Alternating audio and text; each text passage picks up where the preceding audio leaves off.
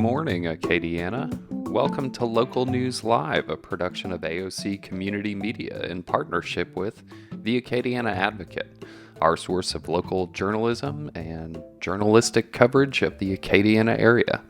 We're happy to provide you with this public service of reading out the written news every weekday morning between 9 and 10 a.m.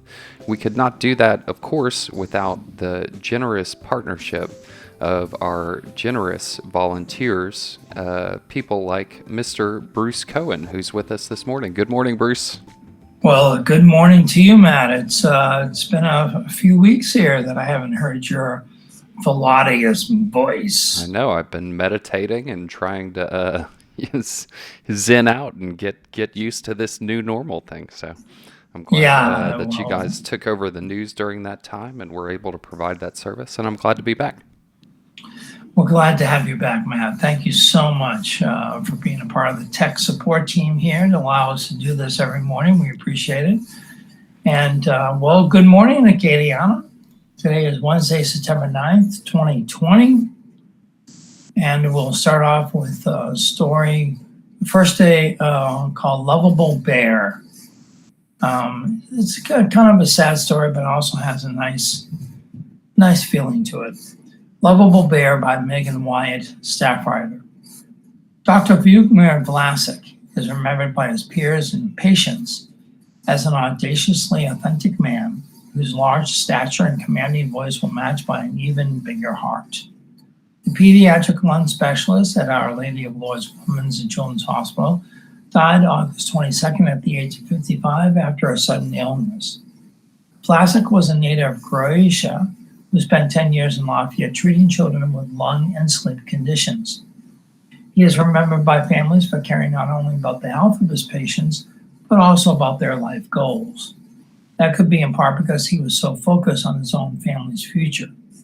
The reason Vlasic chose to practice medicine in Lafayette instead of Croatia, where his family lives, was to earn enough money to fund his daughter's dream of becoming a doctor, said Kenneth Falterman, Vlasic's friend and colleague.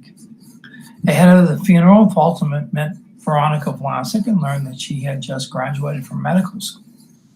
It's just another little story about how big his heart was that he would sacrifice being away from his family so that he could do what was necessary to take care of them, Falterman said. After hearing stories about her father, Veronica Vlasic spoke during the service of the long-distance bond they shared. Her father called her multiple times per day and visited as often as he could, she said. He always knew when she had a big test for a doctor's appointment. He was more involved in our lives than many other fathers who actually live with their children in the same house, Veronica Vlasic said. We did miss him for sure, but at the same time, we were so very proud of what he accomplished here in the United States. Daisy Day, who someone was a patient of Vladimir Vlasic's for about 4 years, said in a phone interview that she was heartbroken to learn of the doctor's death. Her son Ivan Moran saw tremendous progress with asthma under Vlasic's care, they said. The doctor took the time to listen to Moran's dreams for his life and promised to help him breathe easier so he could one day achieve them. Moran, now 17, hasn't needed to use his inhaler in 2 years. We don't have a huge story, he said, but it did make a huge impact in our lives. Vlasic's colleagues often found bottles of wine in their offices or cakes in the break room and immediately recognized his handiwork. Dr. Kenneth Habitz, a pediatric neurologist, remembers being kidnapped by Vlasic during his job interview at Women's and Children's Hospital. Kidnap is in quotes. Vlasic wanted to show him the pediatric sleep lab he was so proud of. In the first year of med school, the professor urged all of us students to prepare for the pace of learning, warning us that it would be like trying to take a sip of water from a fire hose, Habitz said. This is what it was like talking to Vlasic.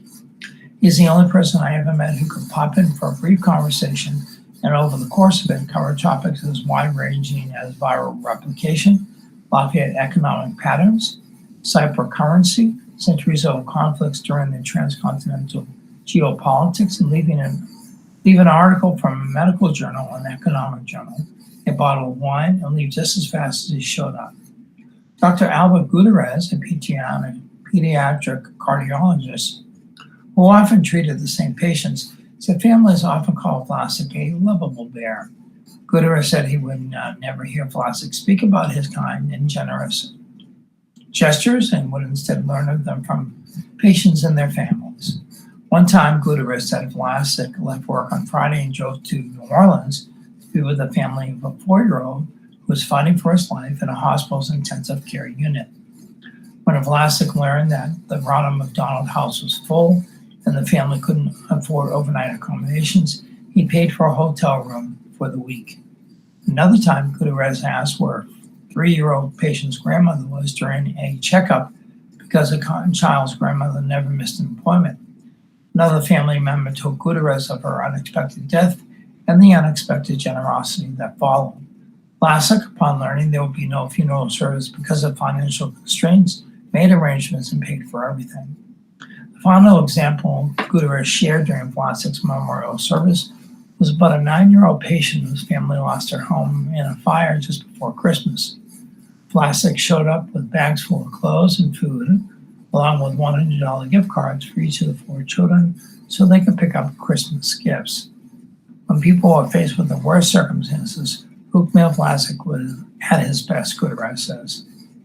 The hospital halls have never been quieter, and meetings have been more orderly in Vlasic's absence, one doctor said, but his work will carry on through the peers, patients, and daughter. We're so proud that it made such a difference, Veronica Vlasic said. He was so thankful, and it gives us peace, knowing that he spent his last years of his life with such kind souls. During the service, Veronica Vlasic recalled the last visit she had with her father in July. She remembers him saying he was too mature in Croatia to begin the next phase of his life. He wanted to buy a house on the beach, she said. He wanted to write a book and play piano all day long. But once in his life, he just wanted to relax and be with his family. And I was looking forward to those days to come, to be able to see him whenever I wanted to. It seems like now I'll have to wait a little longer to see him again, but at least he's finally coming home. That's a very nice story. There are really good people out there in the world doing good things. Okay, for our next story, let's see.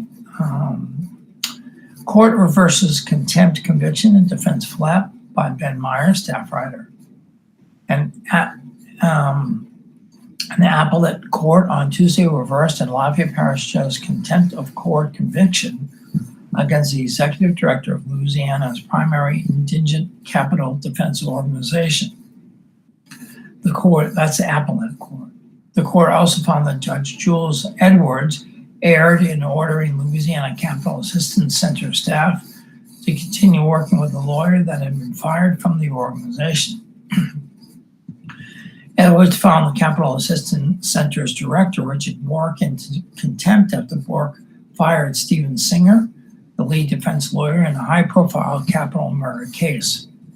Within days of the May 14th firing, Singer notified the Capital Assistance Center that the defendant, Ian Howard, had retained him as a private attorney. Singer demanded that anyone affiliated with his former employer seek his permission before contacting Howard. On the advice of legal ethicists, Bork then halted work on the case while seeking clarification from Edwards as to who was representing Howard. Edwards accused Bork of necessarily stalling the case, needlessly stalling the case, which the judge said warranted a contempt charge.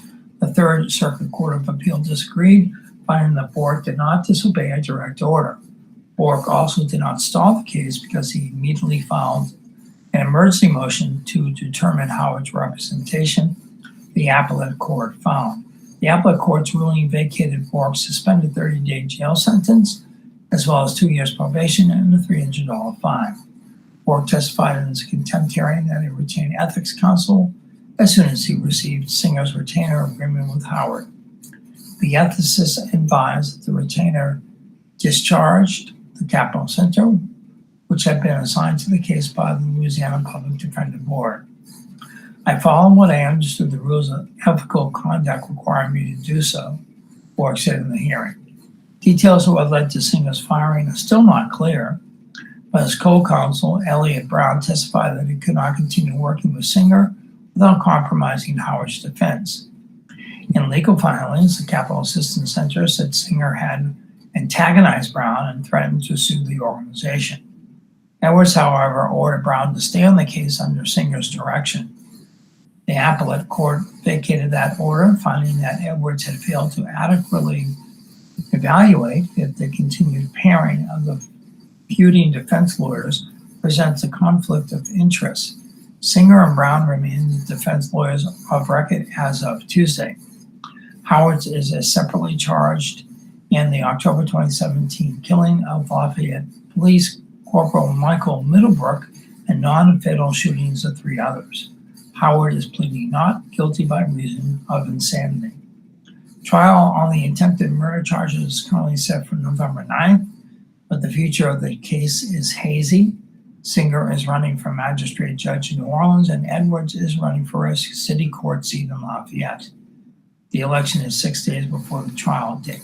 Meanwhile, a motion for change of venue remains outstanding with no hearing set. Okay, let's see what else we got in the local area. Seeking sainthood, Lafayette Bishop supporters champion Bill Platt's priest case by Ken Stickney, staff writer. A formal effort is underway for the third of 3 current Acadiana candidates for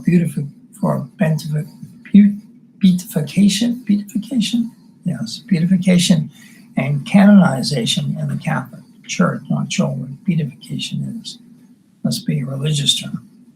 Lafayette Bishop J. Douglas Desitel accepted a petition Saturday from the Friends of Lieutenant Father Joseph Verbis Lafleur to begin the Bill Platt natives' consideration for eventual sainthood. Lafleur was a military chaplain who died helping to rescue prisoners of war from a sinking Japanese ship off the coast of the Philippines on September 7, 1944. Lafleur may be considered for sainthood via an unusual path for his offering of life, a newer course to canonization for which he may be the first to be approved. That option was advanced by Pope Francis in 2017 and includes the premature death of people in sacrifice for others. Causes for beatification and canonization were initiated in January for Charlene Richard and Auguste Nonco Pellefugue, both of rural Acadiana. Lafleur's process began after those two because he died outside of the Lafayette Diocese, which raised questions about whether a diocese in the Philippines, or if the Archdiocese for the Military Services, should take up the canonization cause. Blue Rolfs, spokesperson for the Diocese of Lafayette, said the Vatican later informed Desitel that because Lafleur's death occurred in international waters, the Lafayette Bishop would oversee the process for Lafleur's consideration. The process began during a Saturday evening Mass at St. Landry Catholic Church in Opelousas on the 76th anniversary of the priest's death. A homily by the Reverend Rene Pellissier centered on Lafleur's life, and Desitel received and signed documents beginning the process for beatification and canonization. Pellissier will also begin training for service as a military chaplain. In a brief ceremony, those responsible for researching the case for canonization accepted their missions.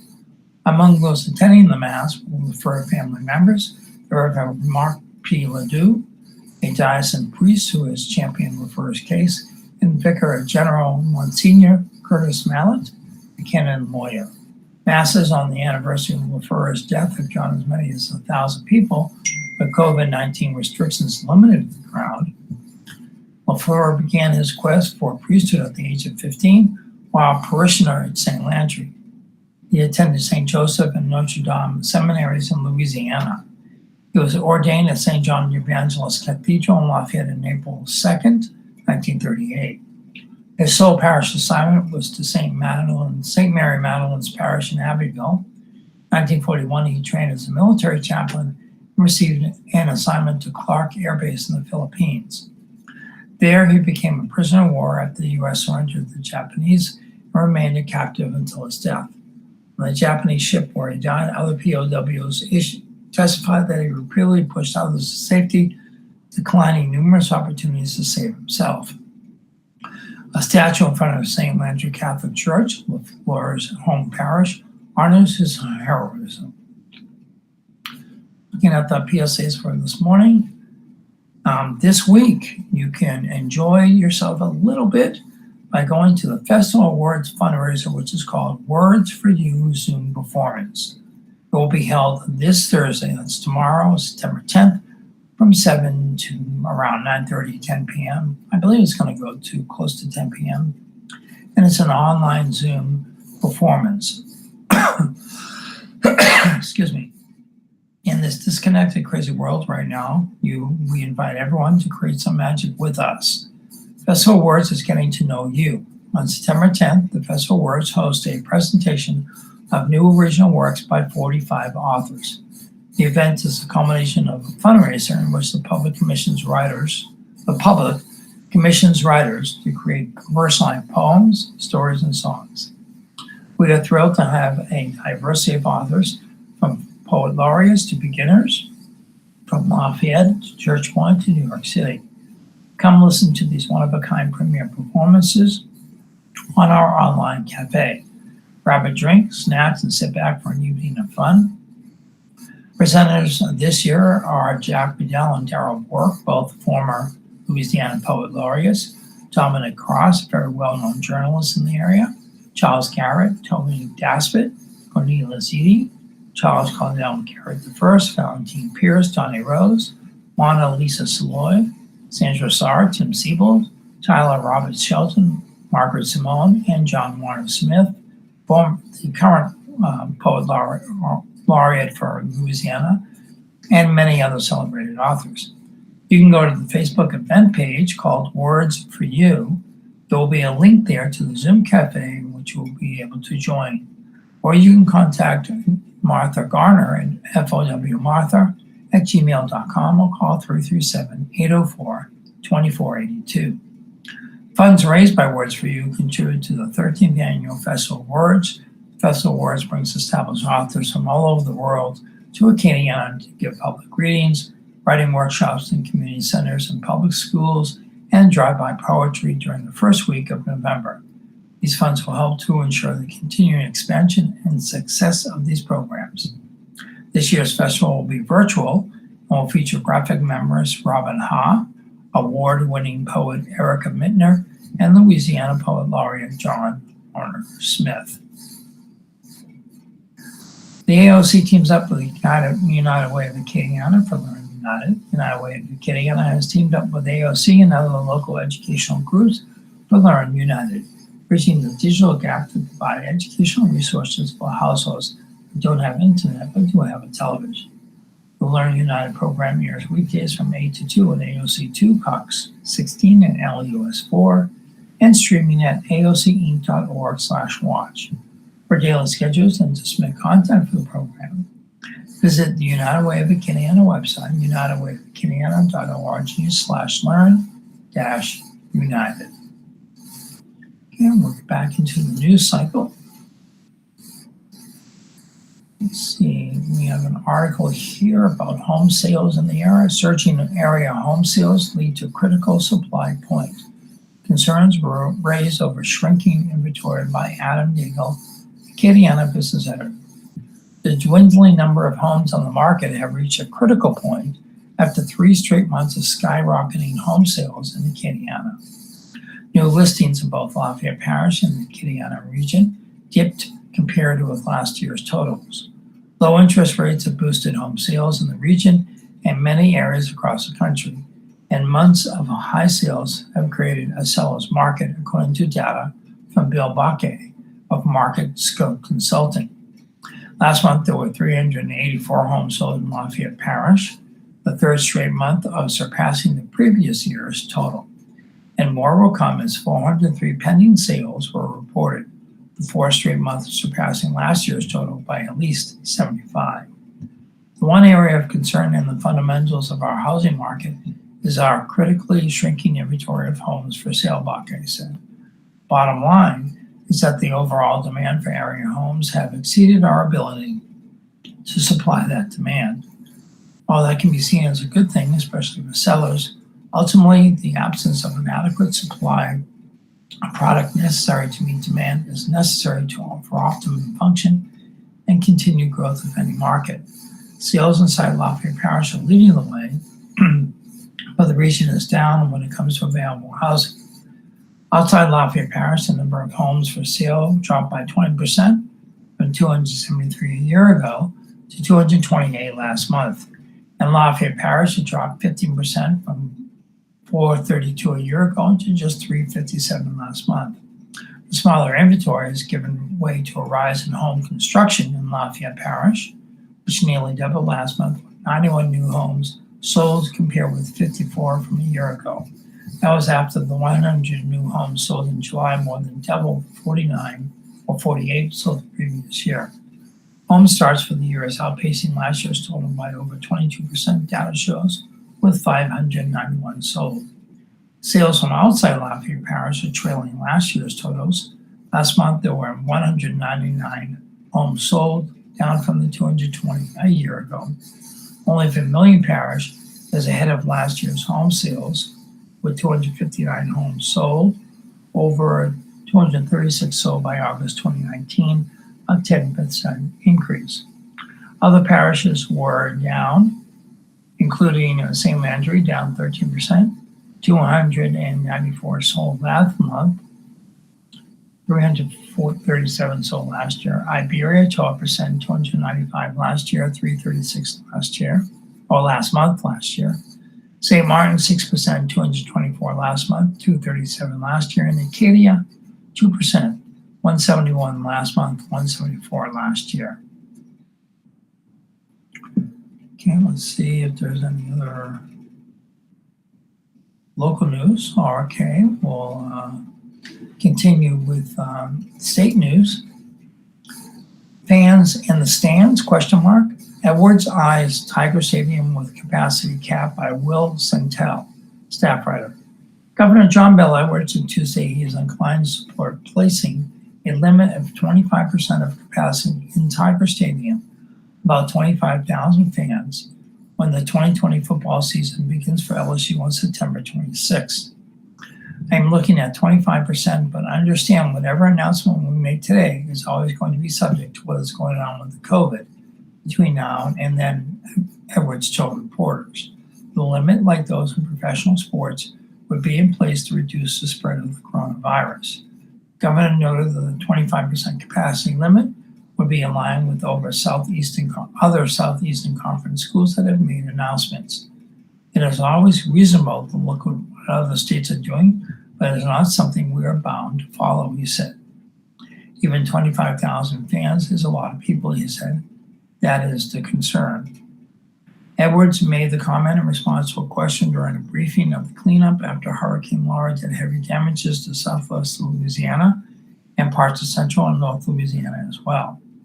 He has disputed speculation that LSU officials have delayed making an announcement on the issue because they disagree with the governor and back a higher cap that allows more fans. Ernie Ballard, LSU spokesperson, said Tuesday that school athletics officials plan an announcement soon. LSU interim president Tom Callaghan is set to hold his weekly meeting with reporters this morning, Wednesday morning. The school earlier gave its roughly 60,000 football season ticket holders three options: roll their payment for this year's tickets into a donation, apply this year's payment to the cost of next year's tickets, or request a refund for this year's games with the right to retain the seats with a deposit of $100 per seat. In other related news with COVID-19, Louisiana has one of the highest number of coronavirus cases per capita of any state in the nation for months. Edwards noted that the state has already had two surges of virus cases since March and said he is not interested in Louisiana experiencing a third one. The state reported 250 more cases of the virus Tuesday, which is well below the totals of recent weeks. However, the total number of tests, 4,125, is about one-fourth the number typically reported when Edwards attributed to the Labor Day weekend and the aftermath of Hurricane Laura. State health officials have also reported 13 new coronavirus deaths, or 4,955 in all. Whether the trends warrant the state moving to phase 3 for the reopening of its economy would mean fewer restrictions on schools, restaurants, and other establishments is unclear. The order that kept the state in phase 2 expires Friday. Edwards tentatively plans to hold a briefing at 11:30 a.m. today, Wednesday, that may focus on the hurricane cleanup. We will have a decision perhaps as early as tomorrow, he said. Governor said officials were waiting on information from the White House coronavirus task force that usually arrives on Sunday. Edwards said power outages as of Tuesday total 137,921 customers, down from about 1,615,000 shortly after the Category 4 hurricane struck Cameron Parish about 1 a.m. on August 27th. Most of the outages are in the hard-hit Lake Charles area. Unfortunately, progress will be slower going forward just because of the sheer devastation to the infrastructure of Southwest Louisiana, Edwards said. The number of deaths from the storm is now 26, including 7 fatalities during hurricane cleanups and 9 linked to portable generators. State officials said 48 water systems are out, affecting more than 15,000 customers. A total of 93 boil advisories remain in effect. Also, 12,300 evacuees remain in shelters, mostly hotels, across Louisiana, and another 4,500 state residents have been evacuated to hotels in Texas. We are just about at capacity with rooms we have under contract here in Louisiana, Edwards said. They have space in Texas. We encourage you to stay there. Okay, it's almost the half-hour break where we usually do our day in history, Zodiac, and the funerals in the Acadiana area today. For that, let's go to a public service announcement. Let me just check something here. Okay. So to continue with our public service announcements, the Acadiana Symphony Orchestra takes the virtual stage. The Acadiana Symphony Orchestra, or ASO, announces that they are shifting the fall portion of the ASO 36 revival season to a virtual live stream platform. ASO believes that this is the unquestionable solution to keeping our community safe, while still providing opportunities for local musicians to share their passion and earn income despite mandated restrictions and uncertain venue viability. Acadiana Symphony Orchestra has and will always remain committed to providing outstanding performances to Acadiana and fueling the cultural economy of our region. Symphony businesses and organizations across the country are having to rethink, retool, and reinvent. We are no different, so thank you for your grace and your patience as we map out the next few months. We are working tirelessly behind the scenes to solidify plans for those virtual concerts, and it is our commitment to you that we will clearly and concisely communicate ASO 36 Revival. Season details in the coming weeks. At a minimum, we are certain that you will receive the highest quality live streaming performance which you can enjoy from virtually anywhere. As of now, the lineup is program entitled Unite, Friday, September 11th. That's this Friday, 2020, a virtual performance. And I will go to the ASO website or Facebook page to make sure that this virtual performance is still on and ready to go. The next performance will be Triumph, Friday, October 23rd, 2020, virtual performance. Transform, Friday, November 13th, 2020, virtual. Believe, Thursday, December 17th, 2020, virtual. Then going to the new year, Adore, Friday, February 12th, 2021, at the ACA, which I'm assuming will be virtual. Empower, Friday, April 16th, 2021, St. John's Cathedral, virtual. And Revive, Thursday, May 13th, 2021, St. Mary's Church, virtual. Those last three may or may not be virtual, depending on where we are with COVID at that time. AOC and AOC, I read that, keeps up with the Keep It Calm through COVID hotline. If you're feeling overwhelmed with stress, fear, and anxiety about the uncertainty surrounding the public health emergency, there is a special Keep It Calm through COVID hotline you can call. This connects you to trained, compassionate counselors who can offer support and who can direct you to mental health and substance abuse counseling services locally. Trained counselors are available 24/7, and all calls are confidential. You can call 1-866-310-7977. Locally, you can call 311, which is Stop the Spread call instead of hashtag Stop the Spread. You can get COVID-19 updates and information. You can also go to the website 311lafayette.services. Call centers with volunteers and medical professionals are active 24/7 to answer your questions about COVID-19 and determine if you need to get screened.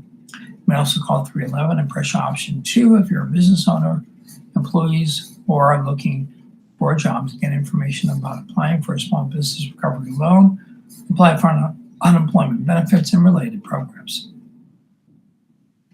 Okay, let's go to our day in history.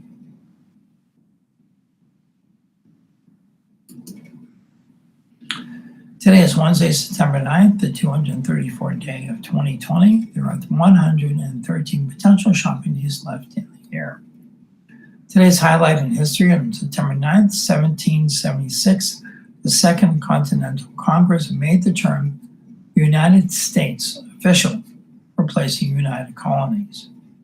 On this date, in 1543, Mary Stuart was crowned Queen of Scots at Stirling Castle 9 months after she was born.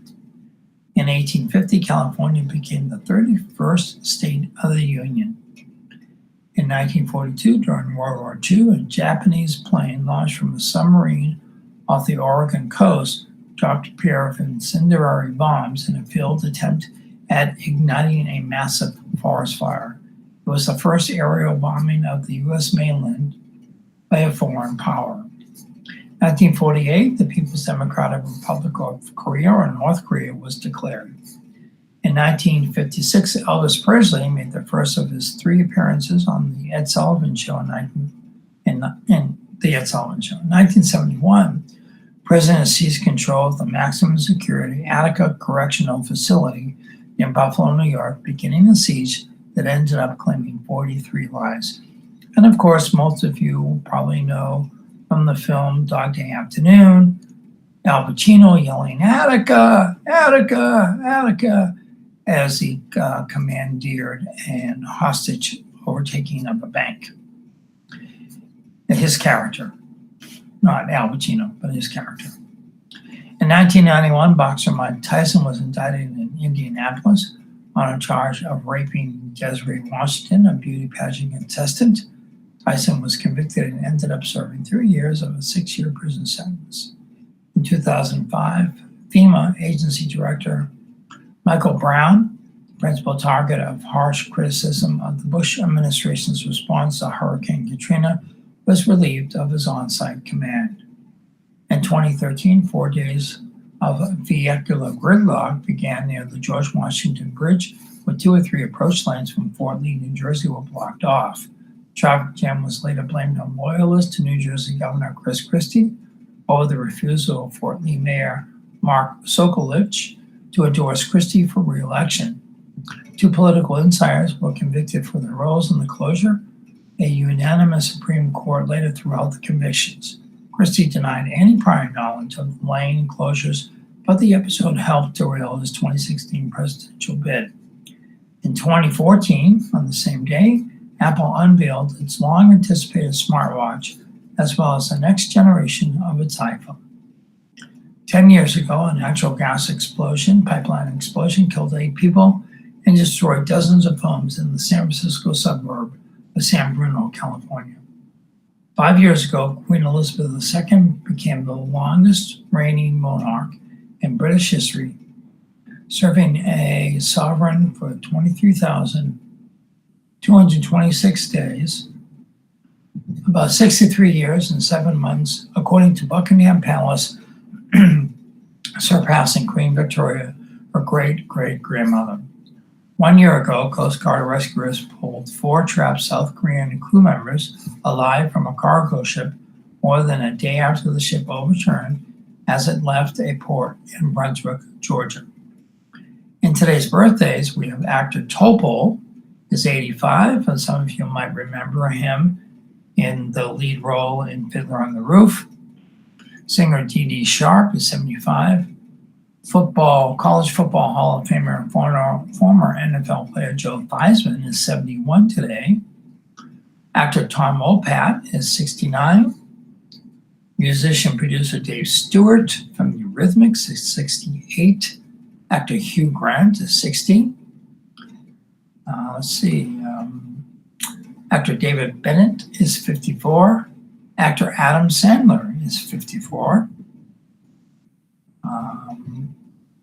Model Rachel Hunter is 51. Actor Henry Thomas from E.T. fame is 49 today. And contemporary Christian singer Lauren Daigle from our hometown of Lafayette, Louisiana is 29 years old today. Okay, and let's look at the zodiac for today, or the horoscope as I like to refer to it as. If you're a Virgo like myself, a certain insight will lead to an emotional moment that requires honesty and clarity. Embrace the future wholeheartedly and put the past behind you. Libras, you can resolve sensitive issues if you have a positive attitude. Personal improvements will lift your spirits. Intellectual and emotional connections look promising. Scorpio, don't let a change of plans ruin your day. Take precautions when dealing with risky situations. Make your health and well-being priorities. Grant someone a favor. Sagittarius, make professional moves or form a partnership. Ensure that you are financially stable before making an expenditure that may not be necessary. Someone will take advantage of you if you are gullible. Capricorn, take time to explain yourself and your actions. Unfinished business need to be dealt with openly and honestly. A change at home will give you a new lease on life. Consider the possibilities. Aquarius, you'll face uncertainty regarding personal matters, relationships, and domestic issues. Refuse to let an outsider interfere in your business or your decisions. Protect your position, health, and reputation. Pisces, an emotion and debate will be debilitating.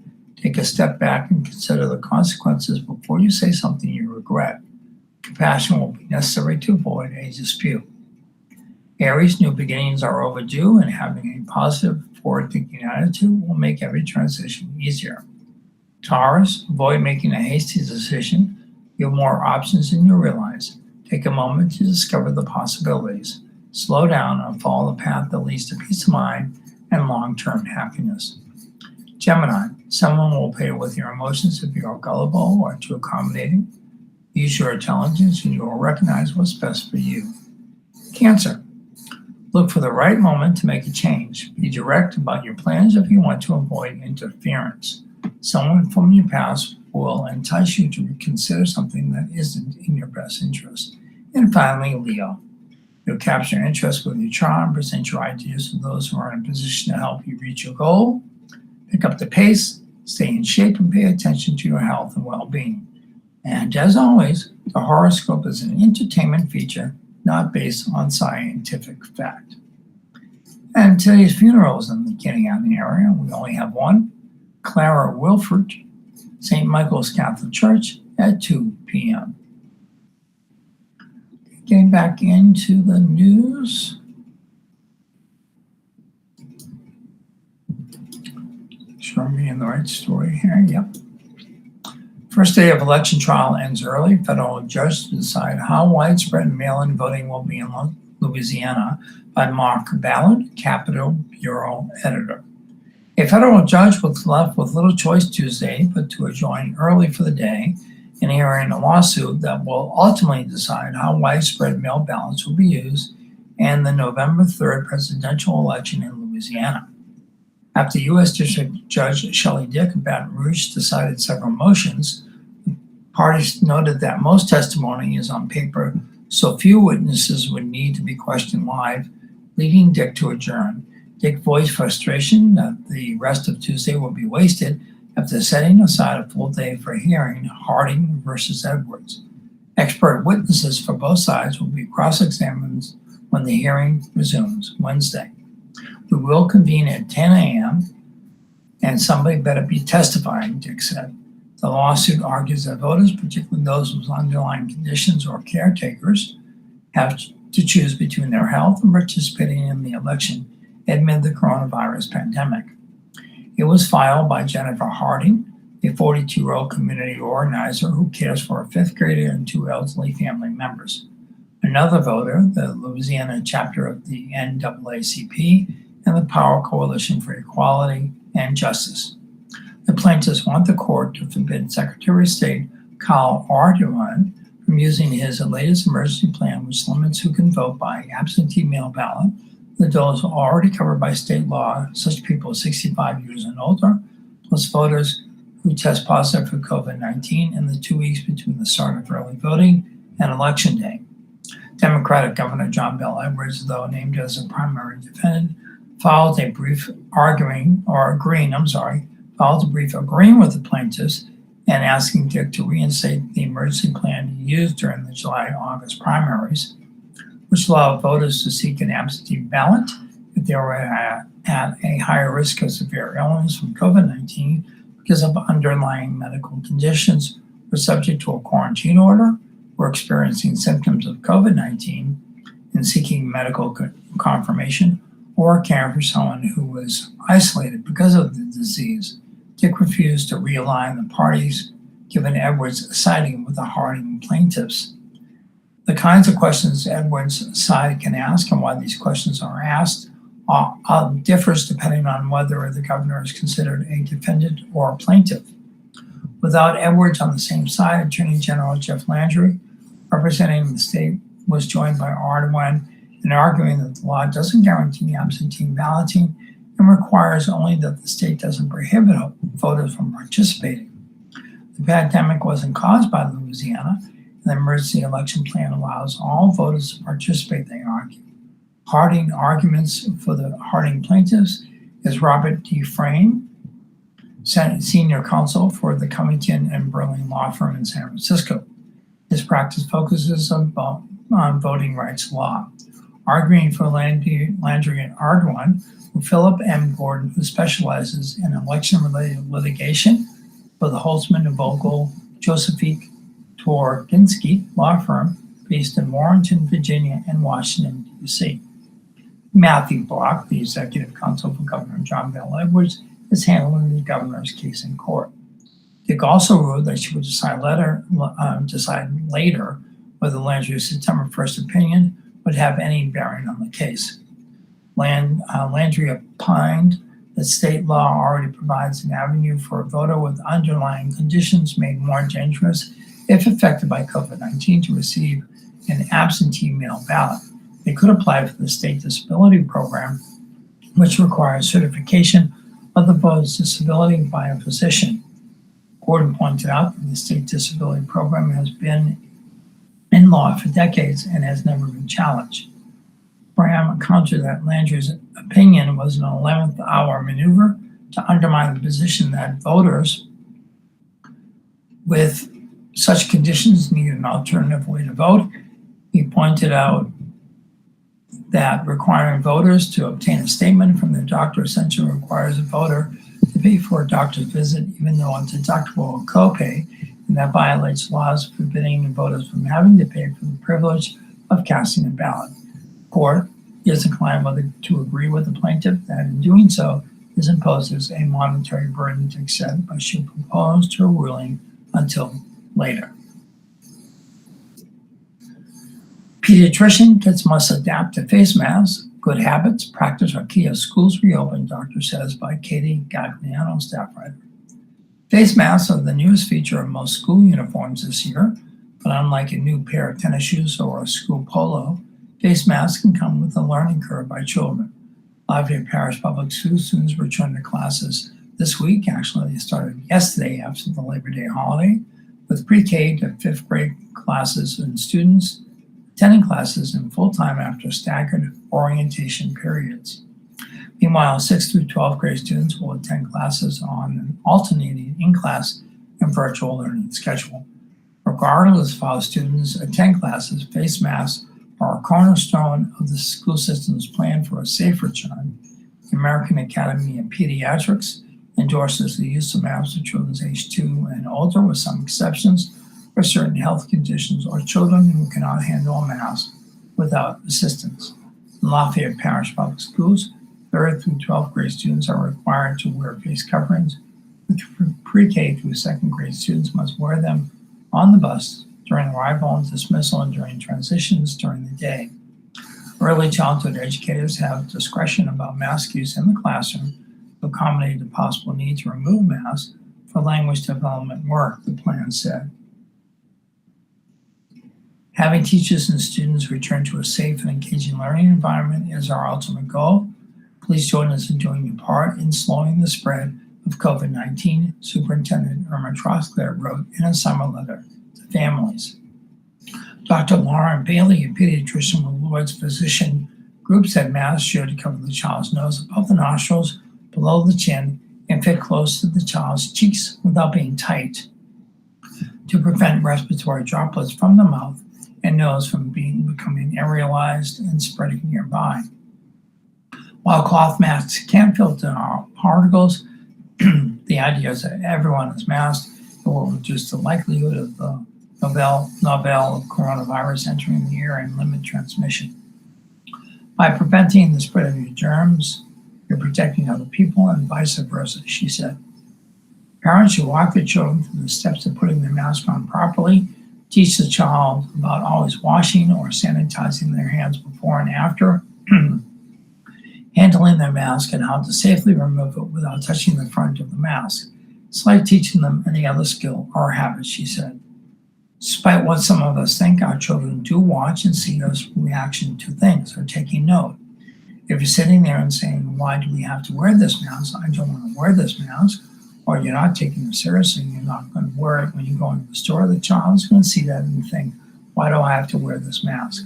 Mom and dad thinks it's silly, Bailey said. Some children may struggle with their face masks out of anxiety or other strong emotions about returning to a school year with a different look and feel.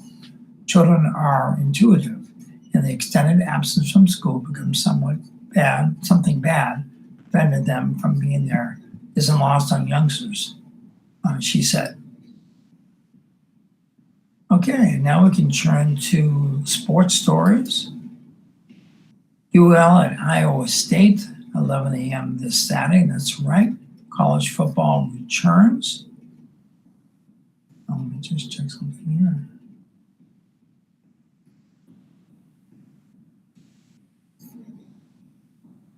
That's another story, so we'll get to that. Well, let's start with that.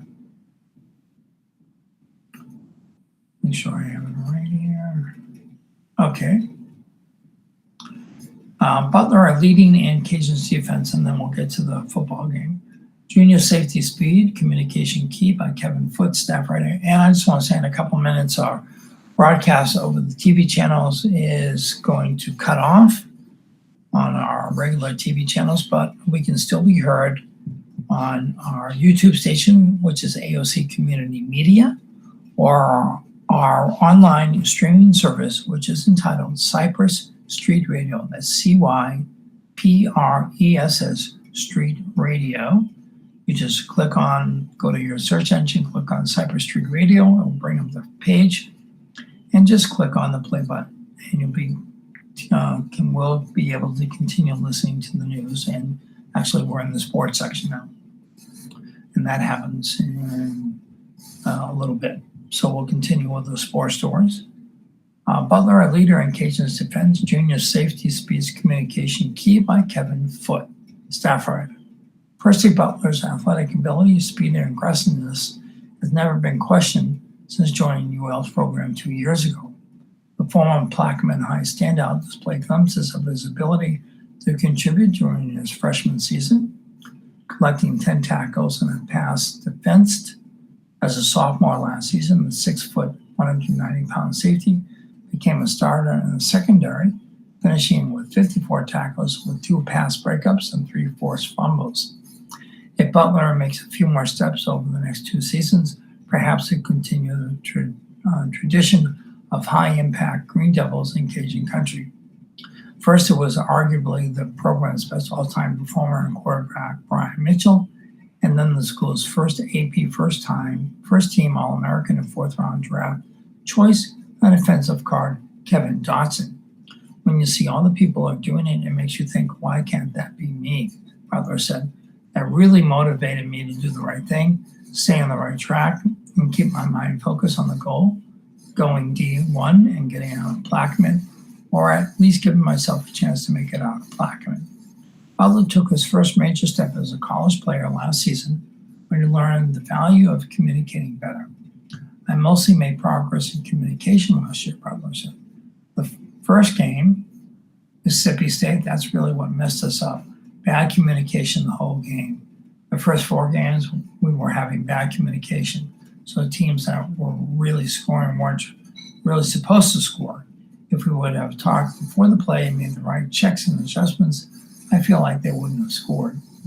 This season, Coach Billy Napier and defensive coordinator Patrick Toney are hoping that his improved communication skills will translate into Butler being a better leader. I think the next big thing for Percy is if he needs to continue to set a great example to the other players of how to work, how to prepare, how to be vocal and communicate as he continues a great career and continues to get better, Napier said. He has played quality football. Guys in the locker room respect him. So I think he can be a really good leader for us as well, Toney said. Butler knows it too. The next step to bring people along with me, he said, make everybody else around me better, like help them. If anyone knows exactly how well Butler played last season, it's Toney, who was elevated from safety as coach and coordinator when Ron Roberts left the program for Baylor. You want to talk about playing good defense, protecting in the middle of the field for us, right? Toney said. Well, Percy plays in the middle of the field for us quite a bit. The impact he made last year is if the ball was able to get to the second level, he was able to get it down, right? He kept an 8 to 9 yard gain, rather than letting him get explosive, which is huge in today's game. So much of Butler's skill set is based on his speed. The other thing he plays with is great range, Toney said. So in the middle of the field, he has what he calls the red line to red line range, where he can get sideline to sideline to give us coverage. And he runs the alley really well. So we're looking for him to continue to improve on that. We need him to take the next step and play with consistency like he showed he can. Napier appreciates Butler's balance as a safety. I think Percy's unique, he said. I think Percy's got some length. He's not only fast, but he's got some really good play speed. He's a good tackler and he can match up. I think he's a good man-to-man cover player. He's one of the most significant special teams coverage players we had last year. He did a great job as a gunner and certainly on kickoffs. He was always a factor. Napier said Butler played those same roles, despite now being one of the more seasoned veterans on the defense. However, Butler isn't feeling any more pressure than usual. It's not really on me, Butler said. It's a whole defense. We'll put it as everybody as one. It's really on all of us. One person makes a mistake, it's all of our mistake. One person makes a big play, it's everybody's big play. And the only real way to keep that healthy team-first attitude goes right back to those communication skills. So I feel like I made a big step as a communicator, Butler said. When you communicate, it helps people around you and it makes you play faster. So as I mentioned a little earlier, UL at Iowa State, it's 11 a.m. this Saturday. You can watch it on ESPN and TV or listen to it on KPEL, that's KPEL AM 1420 radio. Orleans Catholic eyes record 8th straight win by Mike Kopich, contributing writer.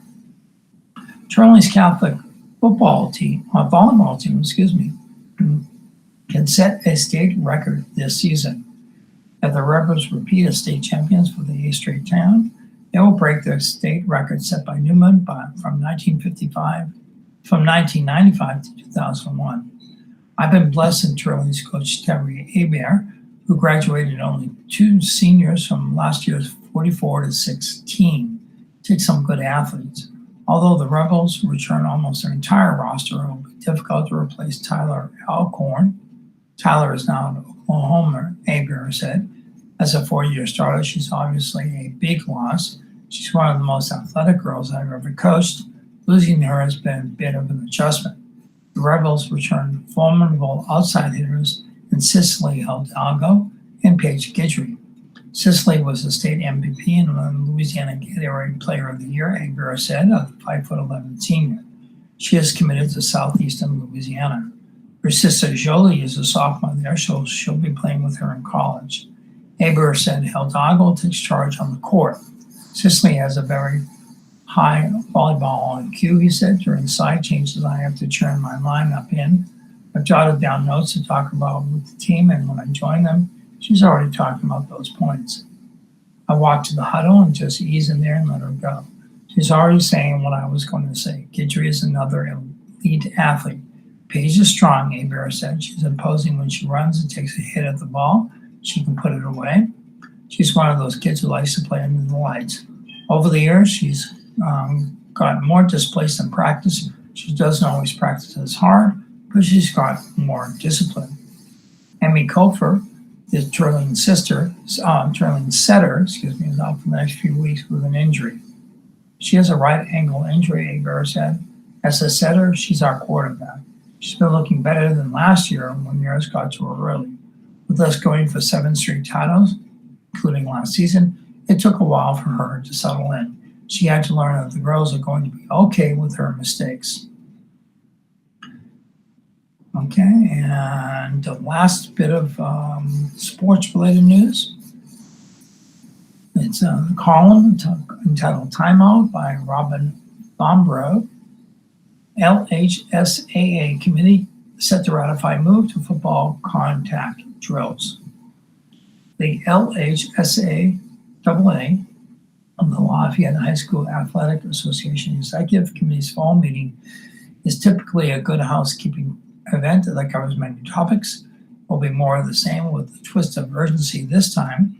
Members of the LHSAA board will meet at 9 a.m. today at the LHSAA office looking to ratify moves that allow teams to go ahead with the start of high school football August 8th through 10th. LHSAA Executive Director Eddie Bonine will ask the committee to approve full contact practices for football this week ahead of the season openers, which weren't delayed because of the coronavirus pandemic. The first thing we're going to do is approve what was decided last week at the legislature, which is contact for football in phase 2, Bonine said. It won't exactly be a rubber stamp vote, but it should be close because 99% of the board knew what we were doing last week before it happened. We heard some people are planning to come to the meeting to appear before the board. To be honest with you, that won't be necessary. An opinion rendered by Attorney General Jeff Landry last week paved the way for the LHSAA to begin full contract drills in phase 2 of Louisiana's COVID-19 reopening without concerns of liability. The plan to move forward will not be the only agenda item. The executive committee also began discussions of football playoff structure that will extend through December. LHSCA Director Eric Held cautioned those who posted playoff plans on social media over the weekend, telling them that no dates are final until the executive committee approves them. Bonine told legislators Friday that the LHSAA plans to move forward with an 8-game football regular season and 4 playoff rounds. Bonine said the football playoff format, financial reports, and penalty under ruling appeals will be part of the executive session. Tulane's Dr. Greg Stewart will provide a sports medicine advisory committee update, and lobbyist Tom Spradley will offer a legislative report in open session. Bonine said the playoff format could be finalized Wednesday, but might be completed after the meeting. We don't want to put the playoff format on the whiteboard and discuss it openly until we have a good idea in what direction we want to move with, Bonine said. Our report on the damage and aftermath of Hurricane Laura will be the part of Bonine's executive director's report. As of last week, 179 of the LHSAA's 404 schools reported damage from the storm. We're still hearing from a lot of schools, Bonine said. There are school board meetings this week in multiple parishes where there was significant storm damage. We expect to move